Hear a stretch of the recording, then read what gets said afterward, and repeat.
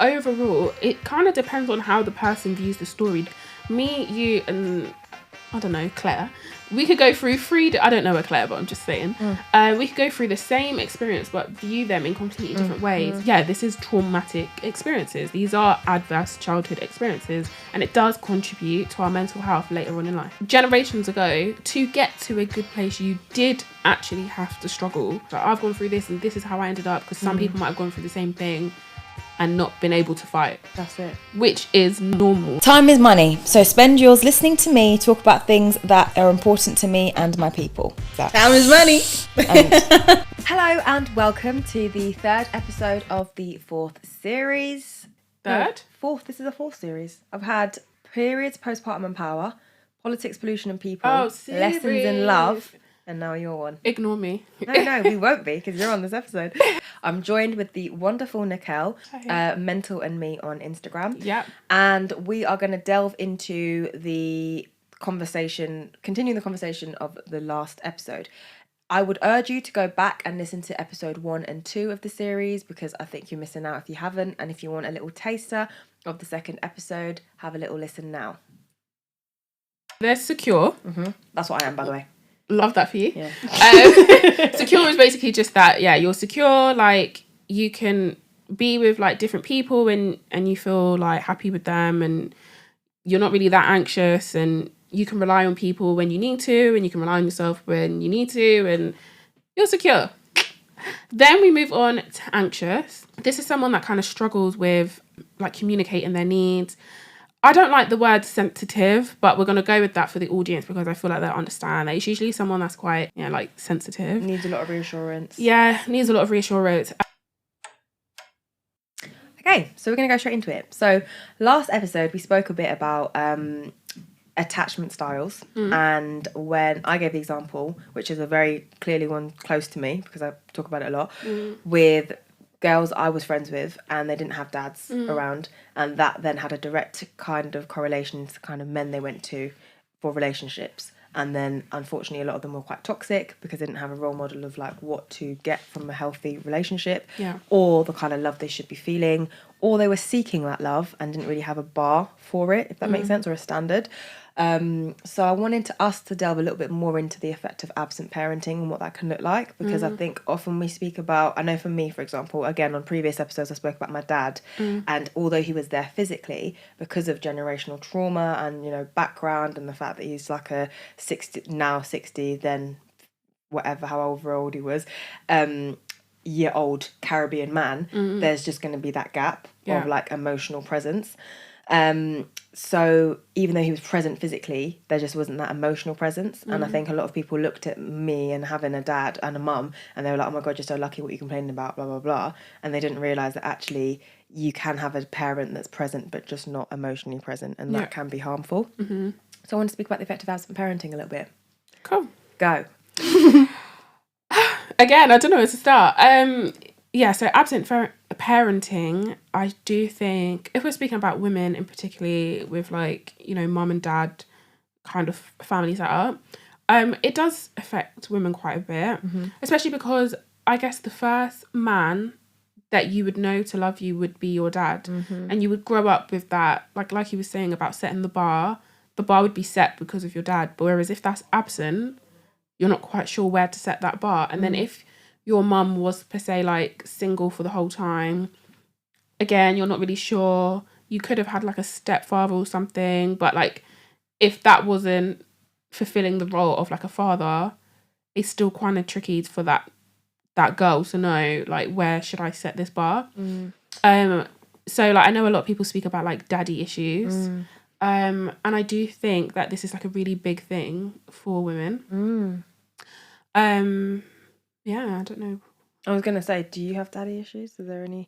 She said, do you have daddy? I definitely do. I'm just wondering. I would say yeah. Okay. Fine. So I grew up with like an absent father, so I don't know my dad. Oh wow. That sounds so like mum. I don't know my dad, but anyway, I think he left when I was maybe like 3, 4. I don't remember him, to be honest with you. Do you have an urge to know anything? You know what? I don't. I think like, so as a child and as a teen, actually, maybe up until maybe like last year, actually.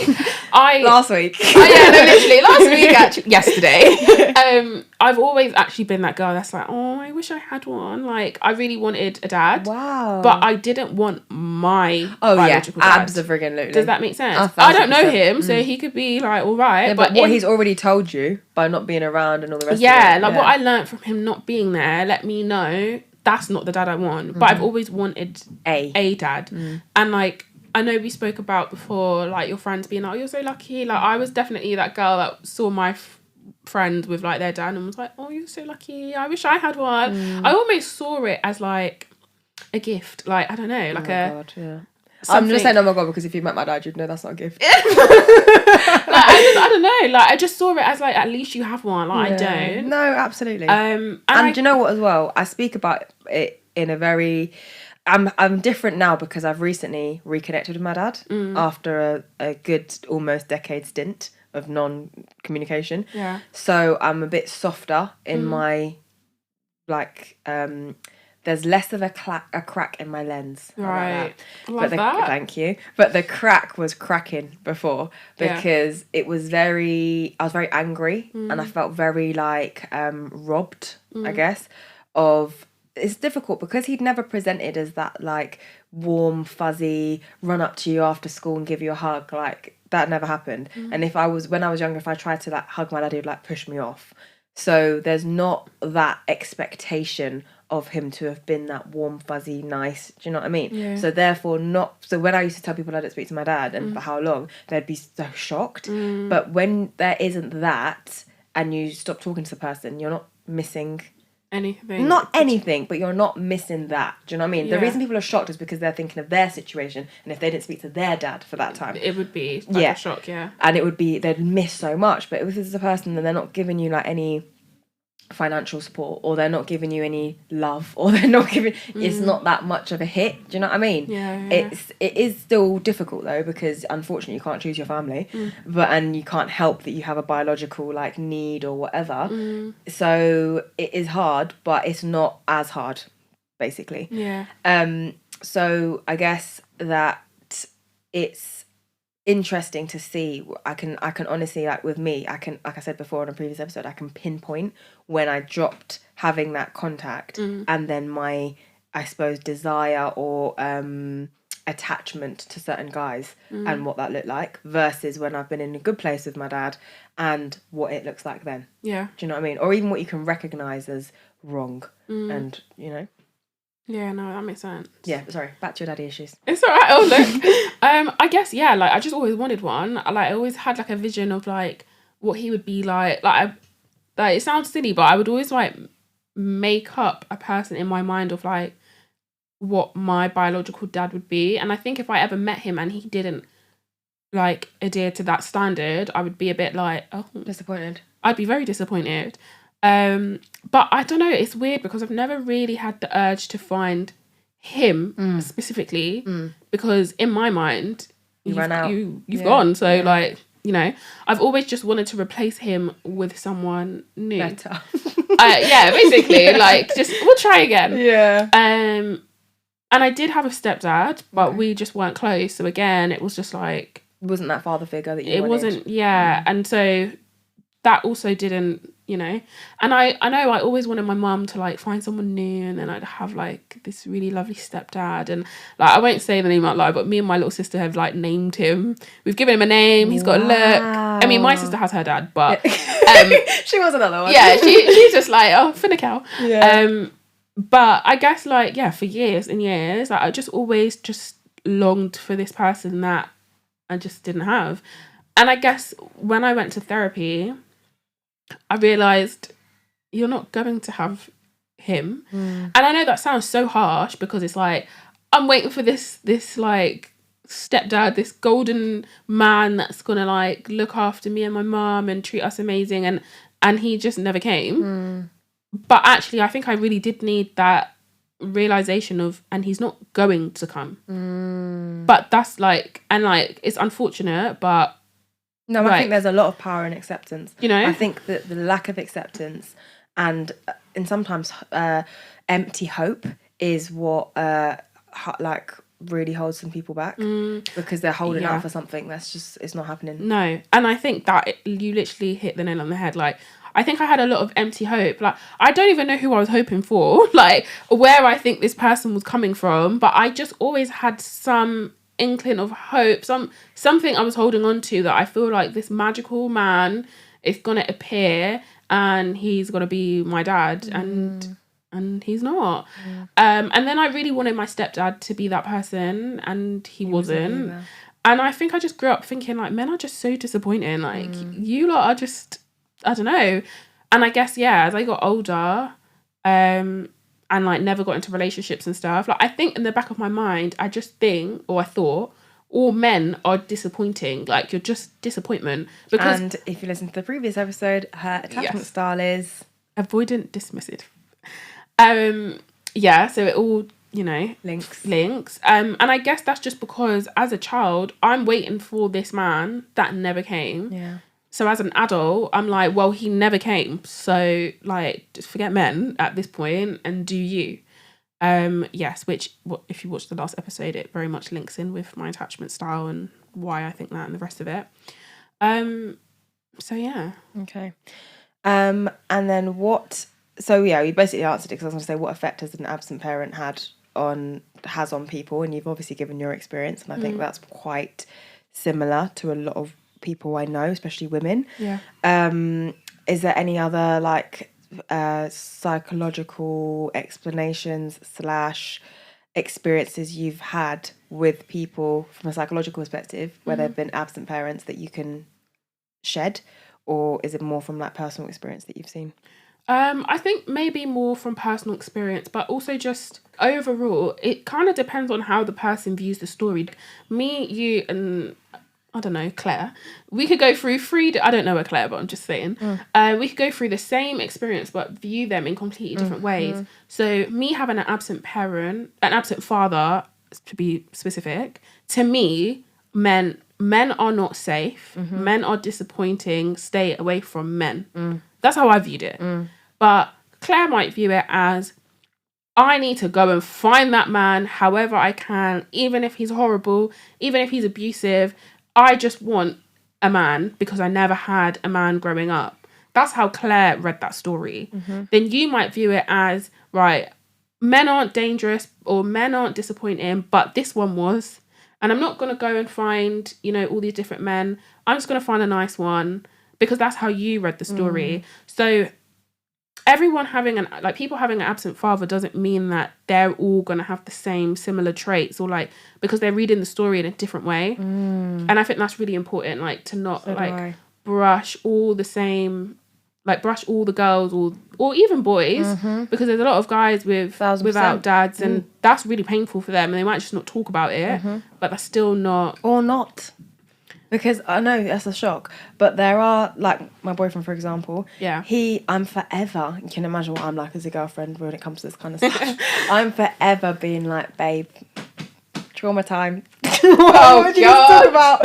And he's just like, and, like, obviously the dad thing, he didn't have a dad growing up. Yeah. And he's just like, no, he doesn't feel it. He's like, I've seen what was on offer, dad-wise, like who his biological dad is. He knows who he is, and that's it. He's like, all right, do you know what I mean? Carry on, move on. Like, you would never, there's nothing about him, my partner, that screams, I didn't have a dad and I'm gonna, and you can see it from my behaviour, so to speak. Do you know what I mean? Yeah. Whatever those stereotypical behaviours are, maybe potentially, like, because you haven't had a dad, you don't know how to be around for a woman, or we don't have kids yet, but I already know, like, the kind of dad he's going to be is not going to be anything like his dad, for example. Yeah. Like, there's so many things that you would expect, and he's just not like that. If anything, it might be it's almost too normal to him, where dads aren't around, for him to have not felt away. Yeah. Because I think it also it also depends a lot on who you're around. I think maybe this is why it could affect women a bit more.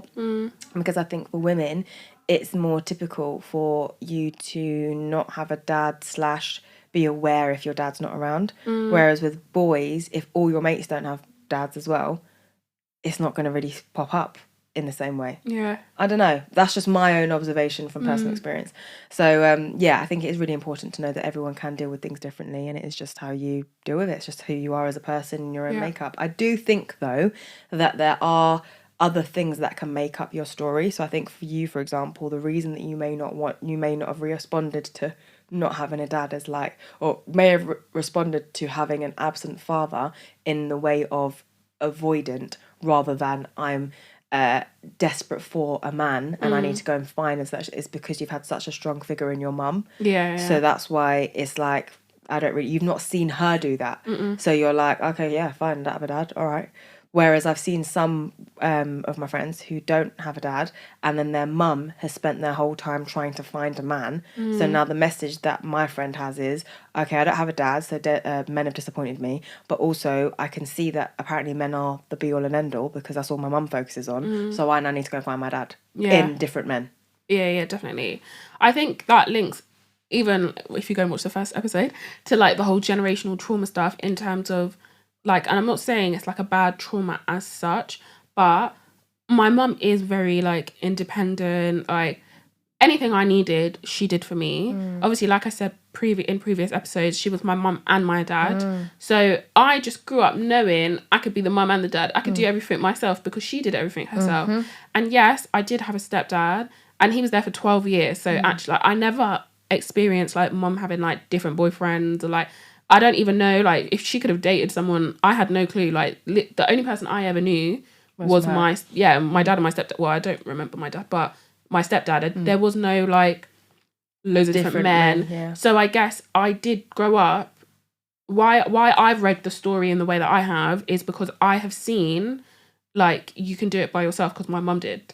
So that's just how I took it. Yeah. I just took it as, men are disappointing, but you could do it by yourself because my mum did, so I will.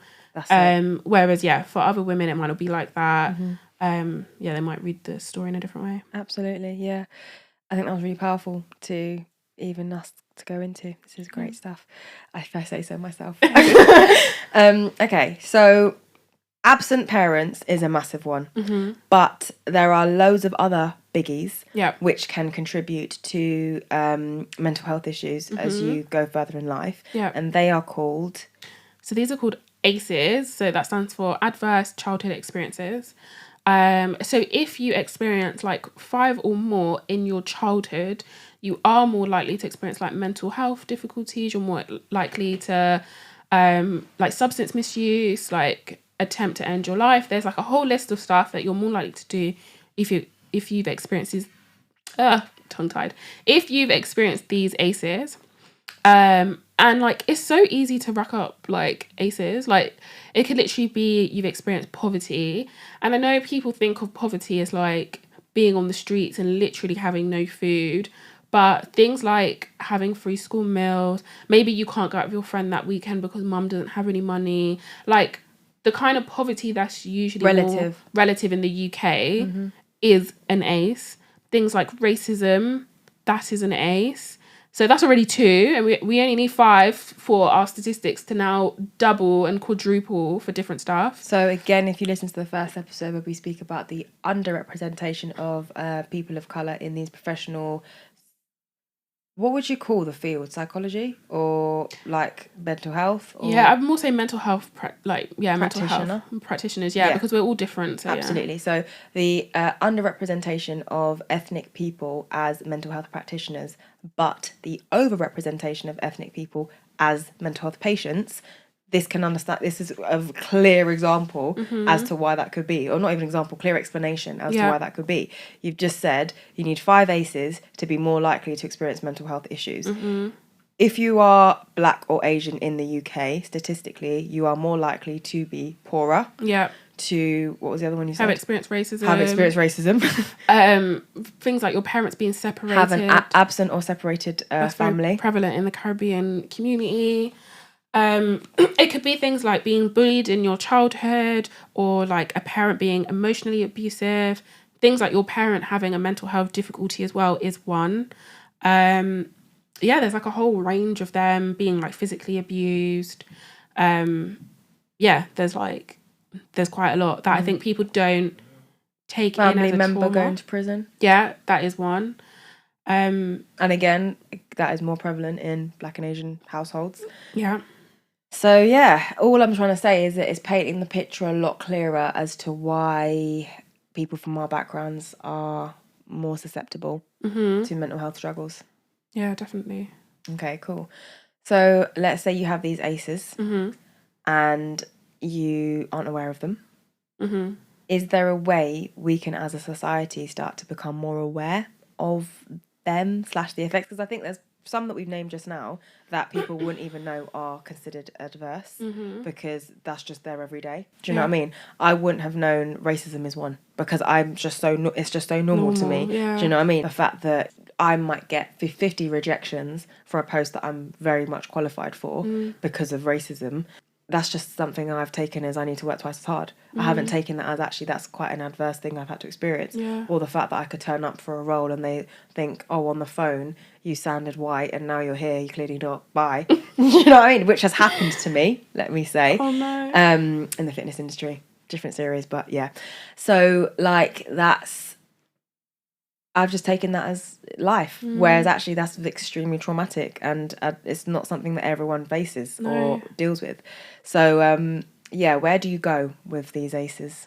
So research does show that if you're aware of your ACEs, if you're aware of your ACEs, you are more likely for these statistics to decline. So just becoming aware of it anyway lets you less likely to want to end your life or less likely to develop mental health difficulties or whatever it is. So it is really important for us to just speak about it, know that these are adverse childhood experiences and accept them. And I think it's hard because in our communities, we don't speak about these things. Like these are, like you said, like normalized. So they don't seem like, you know, these are like traumatic experiences. It just seems like life, but it's not. And I think the more we kind of speak about this, the more like we share with our communities, even if you share with 10 people and 9 of them aren't listening to you, 1 is. And it's about just keeping that going to kind of help people understand like this is traumatic. Like this isn't normal. It isn't normal for people to decline you because of your skin colour. It isn't normal for us to experience more poverty than white people, for example, or for us to be stopped by the police more often. And then that means, like, even I've been stopped by the police and I didn't even do anything wrong, but they just saw a black person and was like, excuse me. And like, these things aren't normal. They're traumatic. They're scary. It's not like, yes, we've normalized it because most of us go through it. Survival. But yeah, we're just trying to survive through the moment. Like, this is traumatic experiences. These are adverse childhood experiences, and it does contribute to our mental health later on in life. Absolutely. Okay. When it comes to adverse childhood experiences, again, childhood is in the name. So where does that like start and end? So childhood, typically, they say it starts from 0 to 18. Oh, wow. So it is... That's a bird. Yeah. It's a long time in life. Yeah. So that does all affect how you are now. Because you've got to think, like, your brain literally does not stop growing until you're 25. So all these things as we're growing up, we're just learning all the time. Like, and our brain is just developing and picking up new stuff and new experiences we go through, picking that up and all this kind of stuff. So yeah, I guess like between 0 and 18. So this is the thing. I'd love your perspective on it because I always like, I'm at the stage now with my partner where we're like talking about having kids and stuff soon. I say soon, like within, a year or two. Kind of thing. Yeah. But still, that's relatively soon. Yeah. And I've always been the one who's been more hesitant because I've been like, I really want to, but hesitant about timing because I want to be in a financial position before bringing them in. And we're already in an okay position. Do you know what I mean? We're blessed enough to have been able to purchase our flat. We are in a healthy, committed relationship. Like, we're all right. Do you know what I mean? Yeah. But I'm always scared because I've had it drilled into me from my mum, helpfully or unhelpfully, that this is the reality. In the childhood is where everything happens. The brain is being formed. And I've experienced my own version of things and my own ACEs within my childhood, which was semi-perfect. Do you know what I mean? Up until 16. So I was just 2 years shy of that.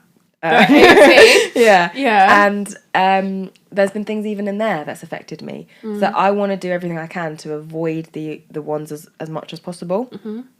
But I think, sadly, as well, in our communities, because life is typically quote unquote harder, it's in 0 to 18 that our parents are hustling, working, going through whatever they're going through, experiencing sometimes the worst times of their life professionally, because they might be, in some cases, if people have immigrated to Britain, which I spoke about in a previous series with Basayo, there's the whole translation. So they're translating all of their qualifications and whatever, which may mean that in the interim they've got low-paying jobs, which then means you're experiencing, as a family, relative poverty, etc., etc. So how do we get past that? Is it like, as parent or as this generation now, we need to take note of this and be like, do you know what? 0 to 18, we need to put a hold on everything else, except when the kid's 0 to 18, by the way, except raising that youth. When it's 18, we can be out here, doing courses, learning, getting money, doing this, doing that. Should it be all hands on deck for those years, or is it not possible and we should just carry on the way we're going? What would you say? I would say that, number one, there's no like perfect parenting, and that different things work for different people. And like, how we spoke about, like, people might read the same book and interpret it in different ways. It's the same for children. Like, you might go to work full time, dad might go to work full time, and that child's completely okay with it. Another child might see it as like, you've abandoned me. Yeah. So, and that's not your fault. Like, all you can do is try. So yeah, that's one thing. I would say that it's good to have these like adverse childhood experiences in mind for like, but most people go through at least one adverse childhood experience. So you probably can't not do any of them. Like, so let's say, for example, like, God forbid, but you had a child and then maybe the child's 10 and it's not working out with you and your partner. Yeah. I would not now say to you, you have to stay with that partner until they're Definitely 18, because I'm off. That would be that would be an adverse childhood experience, because because your child will then be growing up. That's it. In a Toxic situation, where it's not loving, they're not gonna learn good, skills and all that kind of stuff.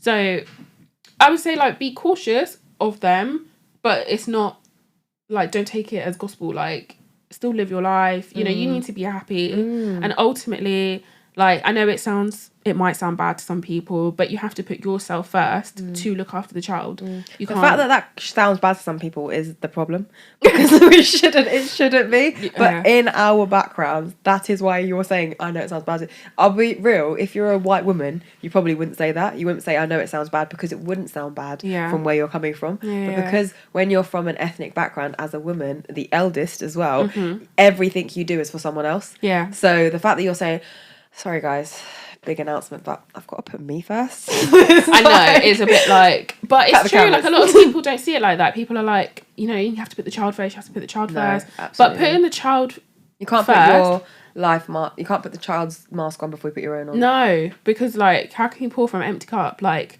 you will help the child so much more if you help yourself. Yeah. Even in terms of, like, I've worked in perinatal for a little bit, and they say to the mums, like, taking a break, if your child's crying, taking a 5-minute break from the child to give yourself space is much better than picking that child up knowing you just want that child to shut the hell up, because you're more likely to, shake the child or do something out of frustration. You would more likely do more damage doing that than you would just walk away, take a breather, take some time to yourself and come back to the child. Absolutely. You have to put yourself first. Such an important message to take away. I really like that. Also, what about this thing as well? This is a conversation in itself, but someone like ZZ Mills, for example, she speaks a lot about how we have glamorized in, like, she speaks from her own background, so like Caribbean culture, I guess, struggle. Where it's like this complete connection to, I haven't achieved unless I've struggled. And I see it 1000% with my dad and his family. Like, they would, like, an example is, if it was when it was COVID, for example, they would go to work every day. Both of, like, my dad and my aunt, his sister. Yeah. And that would be because they are trying to show or prove that like they must keep going and it doesn't matter, they're putting themselves in danger. That is what they're going to do. And so what if I get ill? I'm working. That has to come first, kind of thing. Yeah. They don't need to do that, but they're choosing to do it. Yeah. So this like, what do you feel about that? Do you feel, because I think sometimes these aces are glamorized, and I know some people, when they don't have the capacity to actually accept that that is mad and you shouldn't have gone through that, and I'm really sorry that that's happened, they just shrug it off and they're like, it is what it is. So many people have gone through a lot worse. It's not that bad. It's made me who I am. Yeah. I guess it also links to, again, generational trauma, if you watch What the other doesn't? series. Because I suppose generations ago, to get to a good place, you did actually have to struggle. Like, it was a struggle to get to a good place for people of colour. So now that you don't have to I feel like we do have to go through some struggles. Oh, absolutely. But maybe it's not the same struggle. But because that's how, grandparents works and great-grandparents works, that's how now we work in terms of all we know is the story goes, born, struggle, achieve. And if you don't struggle, then you don't achieve. Yeah. But that might not necessarily be Your story. our story. But that's all we know. So that's all we do. And I guess it's very much about us being aware that actually I don't need to struggle through this. Like, I'm all right. That links very nicely onto the next episode Yeah. that we're speaking about. But just to give people a taster, do you think, this is just a question for you, Okay. do you think that aces are semi-necessary sometimes for you to become a well-rounded person? And I say that in a very sensitive way, because there are some things that people go through that absolutely should not happen, and it's a travesty that they do. Yeah, of course. However, there are some people, such as myself, who, had I not experienced some of the things I've experienced, would not be at all as great as I am today. Like, you comment on my self-awareness. That comes from a place of deep pain, really. You know what I mean?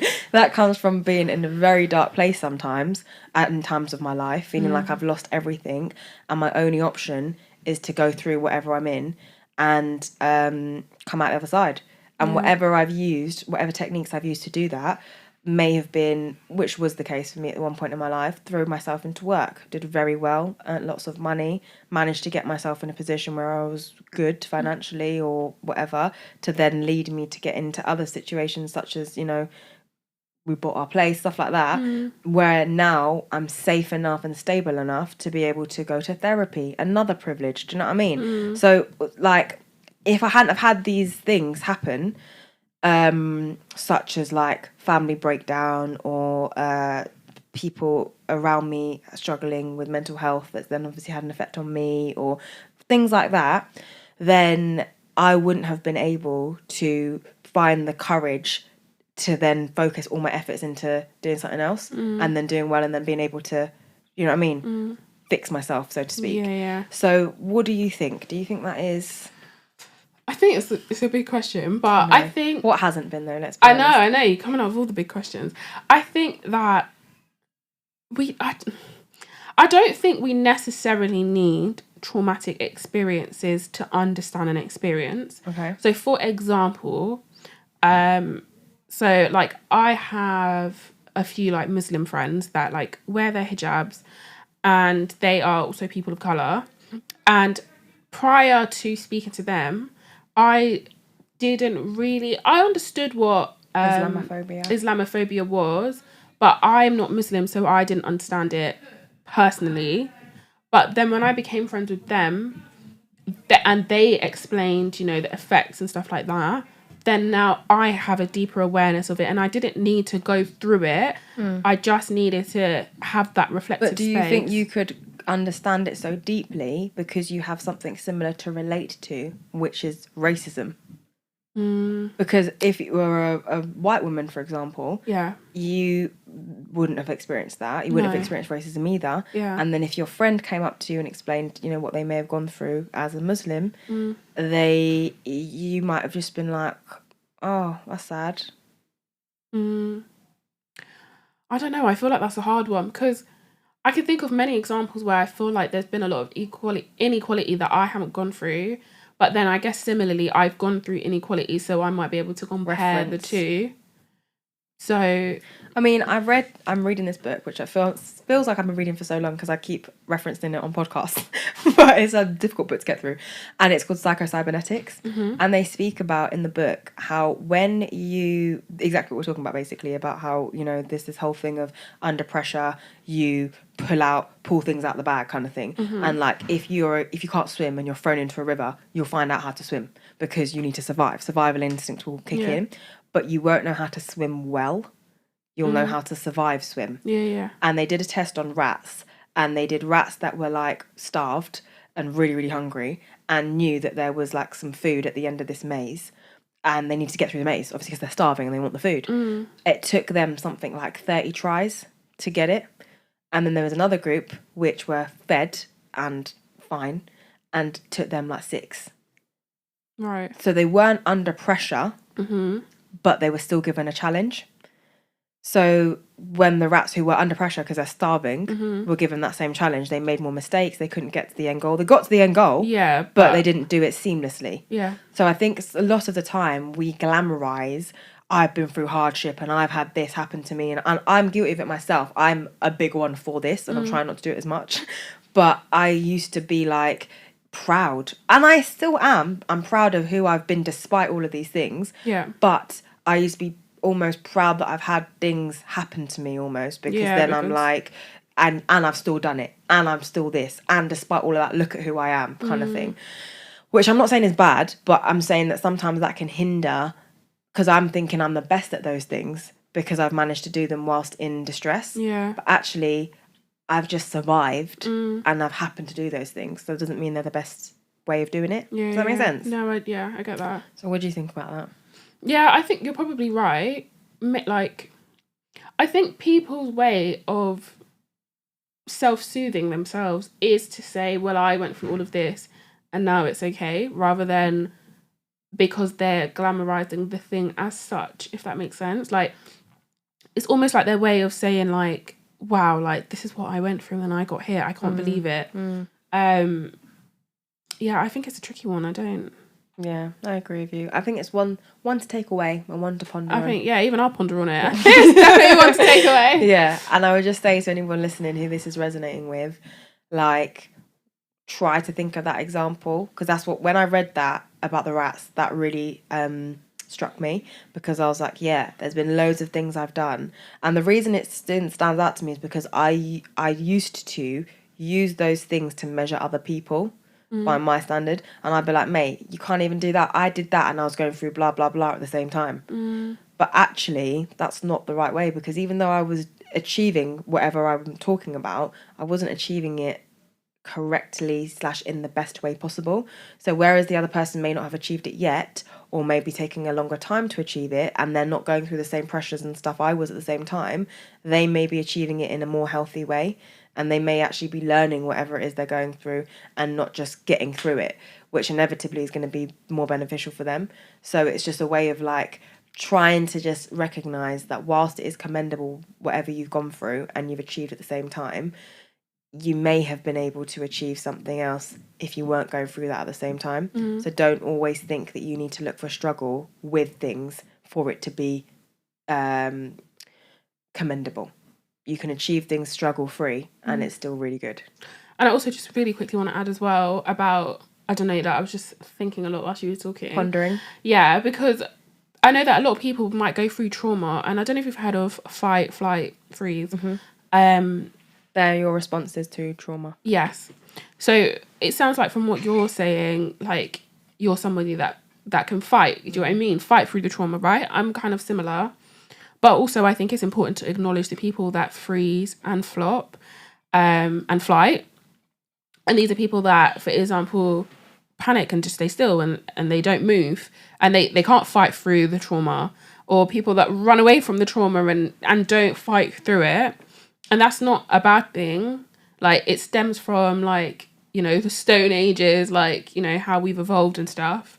But yeah, I guess with what you're saying as well, it could make, like, some people feel bad for not fighting through. So it is important to maybe not glamorize it as much. Like, I've gone through this and this is how I ended up, because some people might have gone through the same thing and not been able to fight. That's it. Which is normal. Like, it's a normal, like, response to stress and trauma. It's just how some people are. Yeah, that was great. Okay. Every episode, I feel like we start talking and then 5 minutes passes and then I have to finish the episode because we're just spitting so much fire. I know. And it's just going too quick. It is. I'm like, what's the time? Like, okay, so this is the third episode and penultimate episode of the series. It has been a blast. Are you enjoying it so far? I am. Yeah, well, we've got one more left. Good. So please continue to support, reshare, repost, check out the stuff that Nikelle does on Mental and Me Instagram. With every episode, With an underscore. Your thing is attached, don't worry. So people are going to know where you are at. Good. And share this with someone who you think might benefit, because the stuff we're talking about isn't exactly sexy, glamorous stuff. We're speaking about very important but not sensationalized topics. So I know they're harder, they're less palatable, but they are very, very important. So I urge you to share. I urge you to keep supporting. I really, really appreciate you. Well done for listening all the way through, because it's been a long one. And go back and listen to the other episodes, and we will see you on the next episode. Bye. Bye.